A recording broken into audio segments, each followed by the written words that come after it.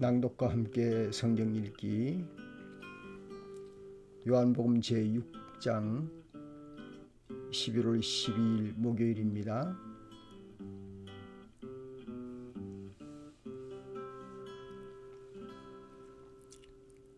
보리빵 5개와 물고기 2마리가 수많은 이들을 먹인 기적은 보고 먹고 경험한 자들이 너무나 많으니 사복음서가 모두 기록하고 있습니다. 오늘은 가버나움 회당의 가르침인데 예수가 생명의 빵이기 때문에 믿는 사람은 영생을 가진다는 내용입니다. 아들을 보고 그를 믿는 사람은 누구든지 영생을 얻게 한다는 것이 아버지의 뜻이고 그를 믿는 것이 곧 하나님의 일임을 알려주고 있습니다. 이해가 좀 어려운 말씀이지만 6장을 더 곰곰이 읽어보면 내 안에 예수님이 내가 예수님 안에 거함을 경험할 수 있을 것으로 봅니다.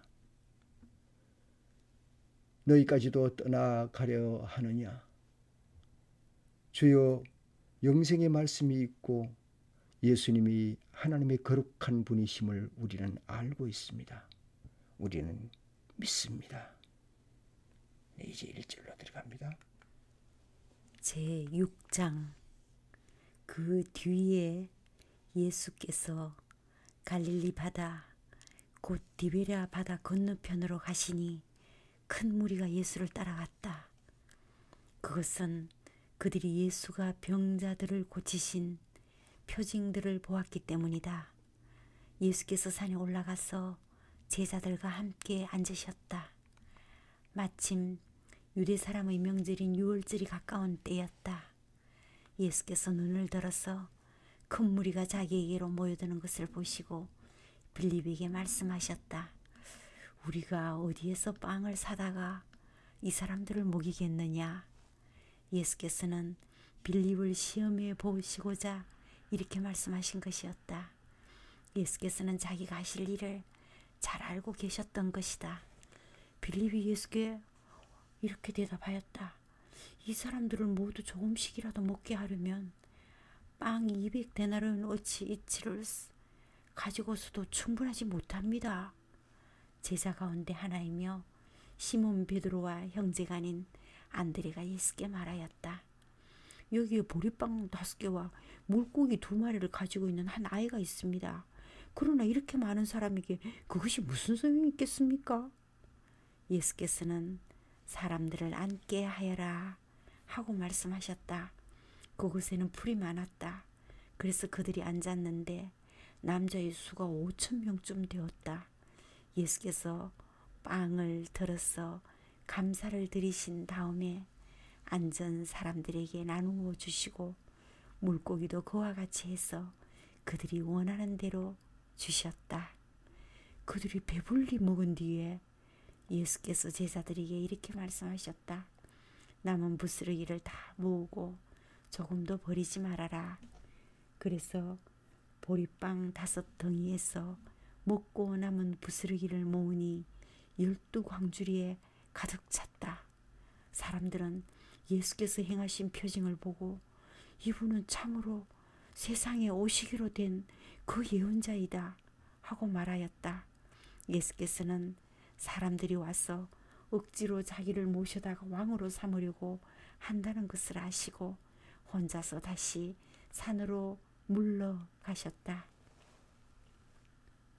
날이 저무를 때에 예수의 제자들은 바다로 내려가서 배를 타고 바다 건너편 가버나움으로 갔다. 날이 이미 어두워졌는데도 예수께서는 아직 그들이 있는 곳으로 오지 않았다. 그런데 큰 바람이 불고 물결이 사나워졌다. 제자들이 배를 저어서 11회쯤 갔을 때였다.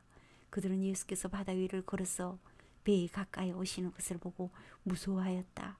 예수께서 그들에게 말씀하셨다. 나다, 두려워하지 말아라. 그래서 그들은 기꺼이 예수를 배 안으로 모셔 들었다. 배는 곧 그들이 가려던 땅에 이르렀다. 그 다음 날이었다. 바다 건너편에 서 있는 무리는 거기에 배 한 척만 있다는 것과 예수께서는 제자들과 함께 그 배를 타지 않으셨고 제자들만 따로 떠나갔다는 것을 알았다. 그런데 디비라에서 온 배 몇 척이 주님께 감사 기도를 드리고 무리에게 빵을 먹이신 곳에 가까이 닿았다. 무리는 거기에 예수도 안 계시고 제자들도 없는 것을 알고서 배를 나누어 타고 예수를 찾아 가버나움으로 갔다. 그들은 바다 건너편에서 예수를 만나서 말하였다. 선생님, 언제 여기 오셨습니까? 예수께서 그들에게 대답하셨다. 내가 진정으로 너희에게 말한다.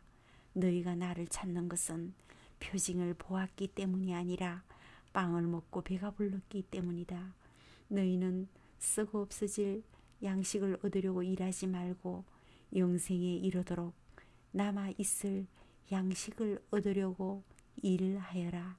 이 양식은 인자가 너희에게 줄 것이다. 아버지 하나님께서 인자를 인정하셨기 때문이다. 그들이 예수께 물었다. 우리가 무엇을 하여야 하나님 일을 하는 것이 됩니까? 예수께서 그들에게 대답하셨다. 하나님께서 보내신 일을 믿는 것이 곧 하나님의 일이다. 그들이 다시 물었다. 우리에게 무슨 표징을 행하셔서 우리로 하여금 보고 당신을 믿게 하시겠습니까? 당신이 하시는 일이 무엇입니까?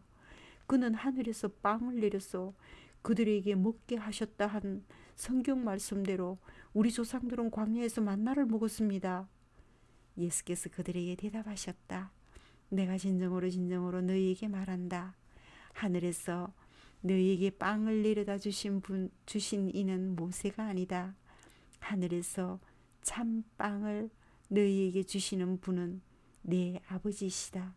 하나님의 빵은 하늘에서 내려와 세상에 생명을 주는 것이다. 그들은 예수께 말하였다. 주님, 그 빵을 언제나 우리에게 주십시오. 예수께서 그들에게 말씀하셨다. 내가 생명의 빵이다. 내게로 오는 사람은 결코 줄이지 않을 것이요 나를 믿는 사람은 다시는 목마르지 않을 것이다.